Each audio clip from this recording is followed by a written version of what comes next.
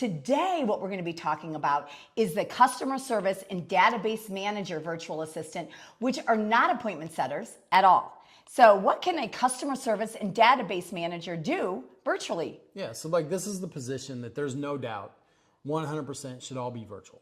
Like you should not be taking off office space with this for it. And so what they're going to do is they'll go into your clients' inquiries, whatever else, warming up your inquiries, following up with clients that you've dealt with, past clients, current clients that are in the process of it. So whatever it is, and they're getting in your database. So can they save you one extra deal a month that would have disappeared, where it would have just fallen through the cracks? Like, understand the process. The salespeople are going to go after the low-hanging fruit. We know that. Like, they're not going to be the ones who, the longer-term prospects that are going to take 90 days, 120 days, a year. That's where this customer service comes in, because we know that's where the money is long-term follow-up. That's a good point. So when you're hiring like an inside sales agent, and that is an appointment setter, usually the first person that you're going to hire to do that is going to have an aggressive personality, or we want to call a high D personality, with some social, high I. So a high D, high I, if you know your personalities, that's what we're looking at for a appointment setter. For a customer service, somebody who is more responding to customers, following up, that is going to be a more S and C personality. So they're not going to be your aggressive appointment setters, but they are going to be people that are used to talking to individuals, responding to customer inquiries. They're more of a bringing them back and forth, bringing them in, kind of getting them, as we say, warmed up. Like they're making them find out if there's a hole, where's the hole happening here in our business, so we can patch it up, as opposed to it just continuing to leak. Yeah, and they can identify customer complaints. They can pass them to the person who needs to handle the complaint. They are following up with leads in the database that haven't been followed up with for probably a very long time, if not at all. That's where we talk about getting in the database. Because your database, if you've continued to get leads, you have money in there that you're not touching. So you're going to spend the money, but it's going to be a competitor or wherever else. With this, can we save some of those that we can bring back to them? Or if you're not producing enough leads, this isn't going to be an issue. Mm-hmm. But as you produce more and more leads, think about it. If you can produce 100 leads a month for 12 months, that's 1,200 leads. You're not following up with 1,200 leads. Right. And then they can also be responding to live chats. So if you have live chats going on online, they can be responding to those. And what we find is, even if you don't have an inside sales agent making appointments, and that's you making the appointments, what we find is that you also are looking at the low-hanging fruit and aren't following up with long-term leads. So this is what they can be doing. And the great thing is, these individuals, if you hire them right, also do have some detail, personality, so they can be, managing your database. Also, if you are in mortgages or real estate or any industry, pretty much, they can be looking at the salesperson's notes and making sure that the salesperson is actually following up with the leads that they're supposed to be following up with, adding the correct notes and the correct follow-up systems. Yeah, exactly. I mean, if you're in an industry and you get inbound leads where it's people saying, hey, I want to do this, or I want to buy this, and then you're handing those off to a sales rep, a salesperson, somebody in your office, maybe, whatever. They're going in and making sure they're actually calling. Mm-hmm. Because you will find that even those slip through the crack, because the salespeople get busy. Somebody else says yes to whatever it is you're selling. And these are just sitting there, and they're like, yeah, I gave you 2 days ago somebody who wanted to buy this or wanted to sell this or whatever it is they're looking to do, and you'll find that the sales rep hasn't done it. And if you don't have a backup to that, just that person there that the sales reps know that somebody's going to be looking at their stuff makes your sales reps better. Yeah. That position right there is gold.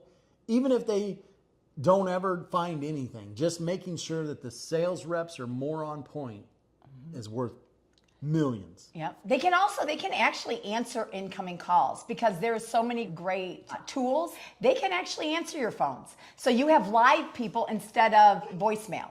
So you can actually have them doing that.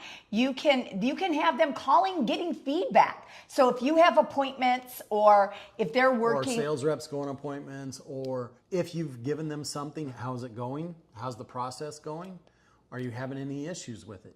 Yeah. So any type of thing that customer service, and I'll bet your customers, because it's not a hammer sale. So this is a person that's just a conversation. Your customers will find customer satisfaction will go up because of it. And also, like if you're in real estate, they can be calling other agents to get feedback on your listings because that doesn't happen most of the time. Because as soon as you get busy, you might have something automated that goes out and they aren't answering it. So you really need to bring back what other agents are saying about your listings, let's say, so they can be calling and getting the feedback so you can give it to the seller. So this is a very important position that can also be doing that. Let's say you have open houses. They can call back and follow up. Or if you're a mortgage lender, they can call to get, because you need paperwork. Yeah, you need paperwork, plus you got to give your blood, plus you got to give your firstborn. Like now with mortgages, you've got to give everything. Well, they can call and do that for you. They can say, hey, we need your W-2s, we need your 1099s, we need your tax returns, hey, have you filed them for this year? Then we need a copy of the extension. Do we need the profit and loss? Because that's really what they're doing, is they're getting time for them. If you're a mortgage lender and they put in an application but they don't have a property, well, are you the one following up with them to see if they've found a property, that they've submitted an offer? Yeah. Because what happens is you give them a pre-approval letter and then you kind of forget about it. They may have submitted 10 other offers, 3 other offers. Well, they can be calling, hey, how's your process going? Have you submitted an offer yet? Yeah, we did. To do it, we're actually hoping to be under contract in the next 24 hours. Awesome. Well, let me let the loan officer know. We can work up a new approval letter. We can start the process, get it going. To save that extra time, because as you know, a lot of loans aren't closing on time. Right. So you want to make sure that this process is sped up. Any industry can do it. Yeah. Animal hospitals, veterinarians, biggest thing. Hey, people come in, hey, my dog's sick. Hey, can we set up an appointment? How you want to do it can generate it. Every industry should be having this, and it should be virtual. The other thing is like customer service issues. So like if they're following up, for example, with a real estate agent. So when's the last time you saw homes? Are you still planning on buying a property by February? A lot of the time what that's going to do is, number one, it's going to hold the agent accountable because they are going to know that somebody's following up with them. But also they are going to say, no, I haven't heard from the agent in a month. Or, no, our plans have changed and we're looking to close or to buy a property by April or May or whatever it is. But this identifies different things, and it also identifies if there's issues. And I'm just giving you an example, but this is any industry, any follow-up with any type of salesperson or customer. So that's pretty much in customer service. Let's talk about your database. So everybody should have some type of database. No matter the industry, you should have something. And in the database, there should be, first of all potential clients, past clients, leads. So a perfect example of going into the database. So you've talked to them, your sales rep, somebody's talked to them, hey, I'm going to take some action, whether it's buy something or whatever else, in 6 months. Who's going to follow up in 6 months? Is the sales rep? Hopefully. Well, you can't count on it. Can't count on it. Well, what this does is if you are not real busy and don't have a lot of leads, the inside salesperson may follow up. But if you have an aggressive inside salesperson and you have a lot of leads, they are definitely not the person that loves to follow up with potential customers long term. So this is definitely where your customer service is going to jump in. And what are they going to do? They're going to identify hot leads that they can either give to the inside sales agent, or they can give to you as the manager or owner. So they're not going to actually make those appointments, but they're going to identify hot leads within your database where they're ready. Whoever's going to call is what they're going to go in to do. So like they're going into your CRM. What is a CRM? Your management system that you do it. So you're talking about your database, you're talking about your CRM, you're talking about wherever you store your leads.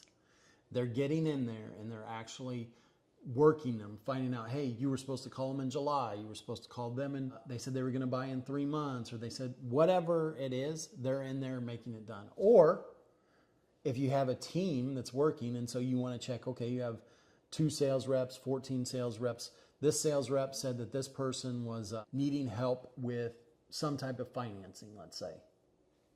Database manager goes in there, hey, there's not been an update in 60 days with financing. And they're also holding your salespeople, or they can, or whoever is supposed to be making the calls in the database, or even the inside sales, and they're actually going in there to make sure that these calls are happening, to make sure that these notes are happening, to make sure that everybody in the database has some type of follow-up system. They can also send out any type of, for example, videos. If you're making videos that need to go out to your database, follow-up videos, they can be sending those. They can be finding people, let's say, that have followed up better than your team has, and now they have actually bought or gone through a different company, and they can identify those people. They can do the tracking for you. Yeah, they help you identify. So where are the leads coming from? Okay, well, in December, we got X amount of leads from Google. Well, all of a sudden, this month, we're not getting as many. So if you have somebody else running your Google pay-per-click or whatever your Google services are, like they can help you identify, hey, like we've had a drop off. Like, you know, last month we got 100, this month we've got 25. And if you get quite a few leads, you really don't want to pull your inside sales agent away to do customer service. So a lot of database, you don't want them doing database. Right, or database. But a lot of people that don't have a lot of leads and really don't have as much for an inside sales agent, they may mix the two a little bit, but as soon as you have enough leads, you don't want to mix that at all. They're 2 different positions that are needed within a company that you want to make sure that you identify exactly what they should be doing, who should be doing what, responsibility. But this is also where you can find out, you know, like I said, when we were talking about the inside sales agents, and once they make the appointment, a lot of the time the manager or the person who owns the company still thinks that the inside sales agent should be the one that's responsible for the closing of the deal, which is not. It's the salesperson. And they're really, once they've made that appointment, they've done what they're supposed to do. And now the follow-up and everything else is done by somebody else, okay? And still the team leader wants to make them the ones who are responsible for the closings. Well, this is where a customer service person can come in and actually do some of that follow-up, making sure those notes are in there, following up to make sure somebody's working with them, and not having holes, as we would say, in your system. The customer service can really look at that. So you want to define roles, responsibilities, you want to do training with them, you want to do also scripts with them. You want them to learn how to work your database. What are your expectations? What's your follow-up? If it's a person who is ready to buy maybe next year, or maybe they aren't ready to buy for 2 years, what kind of follow-up systems do you have for them? What should the customer service be doing? Can they be answering phones, calling back people? Can they be identifying potential issues? Running your database and your customer service systems can be done by this person. And I feel that it's a really important person in your company. Yeah, there's 2 of them. So customer service database, or you combine them to both where they're both doing both. Like if that's is that what you're saying? Mm-hmm. Yeah. So it's definitely a position that you have to have, and you really shouldn't hire locally or in-house or whatever you want to call it. It should all be done virtually. Like this position right here, 100% should be virtual. How do you monitor them and communicate? You've got it in different ways. You've got Google Chat, but in terms of going in there and seeing, you can see what they're doing. The start of the day, the end of the day, you have meetings with them. You bring them in as if they're on their team. So they're going to have when you have your monthly meeting or weekly meeting or whatever it is with the salespeople, they're like, okay, here's what I found. You know, we had 10 leads that needed to be followed up with, that we're getting the sales reps on it, that they're helping the salespeople make more money. To sell it to your salespeople is they're helping you make more money, because salespeople are on commission. Like this person is just here to help you in case you forget something. And with these customer service too, if you can in your state, you definitely want to be recording the calls so you can listen to them. So that's a way that you can hold them accountable. In future episodes, we are going to talk more about accountability and tracking and different tools that you can use and everything like that. But a customer service person virtually, and I like to use the customer service and the database person as one until you have enough business. So a lot of people want to use an inside salesperson first, okay? Because I do not think that you can use a part-time inside salesperson. They cannot confirm appointments. It is very challenging. So I think that your inside salesperson has to be full-time. So a lot of people, if they don't have enough leads, they may mix the inside sales with the customer service and the database person. If they're an aggressive inside salesperson, they are not going to be that detailed. So just know that when you're hiring them. But this is definitely a virtual position that is not hard to train, hold accountable, and make a big difference within your company. So hopefully you got a couple tips today on customer service and database. On our next episode, we are going to be talking about your general administrative virtual assistant. See you then.